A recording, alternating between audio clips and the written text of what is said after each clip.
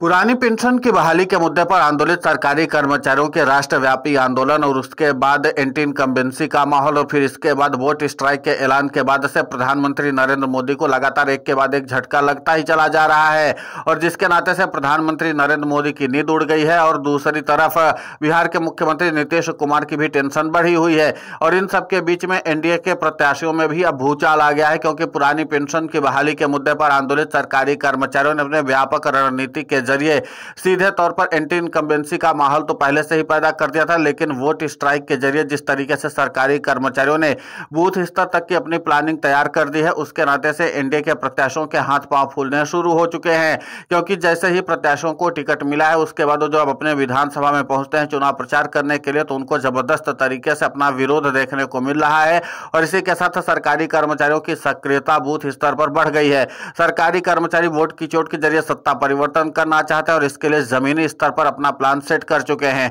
और आपको बता दें कि इस बार पुरानी पेंशन की बहाली के मुद्दे पर आंदोलित सरकारी कर्मचारी बैलेट पेपर के जरिए सबसे पहले अपना मतदान करेंगे और इसके बाद अपने परिवार का भी मतदान करवाने के लिए और रिश्तेदारों का मतदान करवाने के लिए भी पूरी रणनीति तय कर रखी है कि किस तरीके से जाकर के सीधे तौर पर एनडीए के प्रत्याशियों के खिलाफ वोट स्ट्राइक करना है। तो यही प्लानिंग जो है एनडीए के प्रत्याशियों के हाथ पांव को फुला रही है, क्योंकि जाहिर सी बात है कि जिस तरीके से लगातार जमीनी स्तर पर एनडीए के प्रत्याशियों को इस बात की जानकारी मिल रही है कि माहौल आपके पक्ष में बन नहीं पा रहा है, तो इसका मतलब साफ तौर पर है कि इस बार सरकारी कर्मचारी बिहार में सत्ता परिवर्तन करने के संकल्प के लिए बूथ स्तर पर जो प्लान सेट किए हैं और जिस तरीके से अपने वोट के महत्व को आगे बढ़ाने की कोशिश में जुटे हुए हैं, सरकारी कर्मचारी इस बार अपना वोट और अपने परिवार के वोट के साथ साथ ना तो रिश्तेदारों के भी वोट को तो भी तैयार कर रखा है वोट स्ट्राइक करवाने के लिए, लेकिन इसी के साथ अन्य वर्गों को भी प्रभावित करने के लिए सरकारी कर्मचारी लगातार जमीनी स्तर पर मूवमेंट चला रहे हैं। वहीं एनएमओपीएस के राष्ट्रीय अध्यक्ष और रटेवा के प्रदेशाध्यक्ष विजय कुमार बंधु ने भी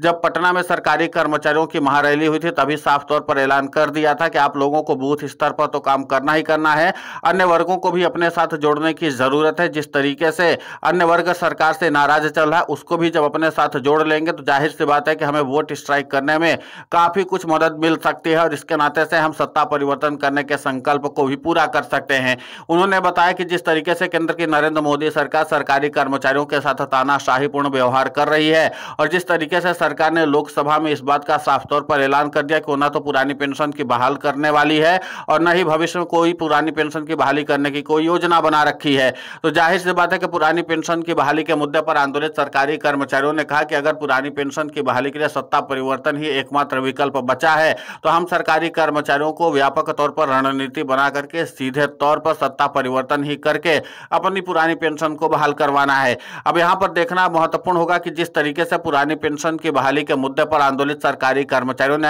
अभी से ही जमीनी स्तर पर काम करना शुरू कर दिया है और लगातार बूथ स्तर की प्लानिंग को तैयार कर लिया है, तो जाहिर सी बात है कि इसके जरिए सरकारी कर्मचारी एक बड़ा झटका एनडीए और एनडीए के घटक दलों को दे सकते हैं और इसी के नाते से सरकारी कर्मचारियों का यह फैक्टर अब बिहार में चर्चा का विषय बना हुआ है। उधर राजनीतिक विश्लेषकों ने भी इस बात का मूल्यांकन करना शुरू कर दिया कि इस बार सरकारी कर्मचारियों की तादाद भले ज्यादा न हो, लेकिन सरकारी कर्मचारियों ने अपने वोट बैंक और जनाधार को मजबूत करने के लिए सीधे तौर पर ग्राउंड जीरो पर काम करना शुरू कर दिया है। बिहार के सरकारी कर्मचारी जिस तरीके से मतदाताओं को वेरीफाइड करने का काम कर रहे थे, तो उसी दरमियान उन्होंने आम लोगों को इस बात की भी जानकारी दी है कि इस बार मतदान किस ओर करना है। उन्होंने कहा कि महागठबंधन के प्रत्याशी भले ही सरकारी कर्मचारियों के प्रतिनिधियों के साथ अभी सामंजस्य स्थापित न कर रहे हों, लेकिन हमारा असली मकसद यह है कि सत्ता परिवर्तन कर देना, और अगर सत्ता परिवर्तन हो जाता है तो जिस तरीके से बाकी राज्यों में जब सत्ता परिवर्तन हुआ तो पुरानी पेंशन की बहाली हुई है, ठीक उसी तर्ज पर सरकारी कर्मचारी यहां पर भी अपनी पुरानी पेंशन को बहाल करवा लेंगे और सरकारी कर्मचारी इसी संकल्प के साथ अब आगे बढ़ रहे हैं। देखना महत्वपूर्ण होगा कि जिस तरीके से पुरानी पेंशन की बहाली के मुद्दे पर आंदोलित सरकारी कर्मचारियों ने अपना इंपैक्ट दिखाना शुरू कर दिया है, उसके बाद अब देखना यह भी होगा कि सरकारी कर्मचारियों को बूथ स्तर का प्लान इस बार कितना कारगर साबित होता है, क्योंकि हरियाणा और महाराष्ट्र जैसे विधानसभा चुनाव में सरकारी कर्मचारियों का ओपीएस वाला जादू नहीं चला था, जबकि यहाँ पर सरकारी कर्मचारी सबसे ज्यादा आंदोलित थे और यहाँ पर व्यापक रणनीति बना करके सत्ता परिवर्तन करने के संकल्प को दोहरा रहे थे, लेकिन बावजूद इसके सरकारी कर्मचारियों को यहाँ पर सफलता नहीं मिली थी। हालांकि पुरानी पेंशन की बहाली के मुद्दे पर आंदोलित सरकारी कर्मचारियों के प्रतिनिधियों ने कहा था कि यहाँ पर विपक्ष के साथ, यानी कि जो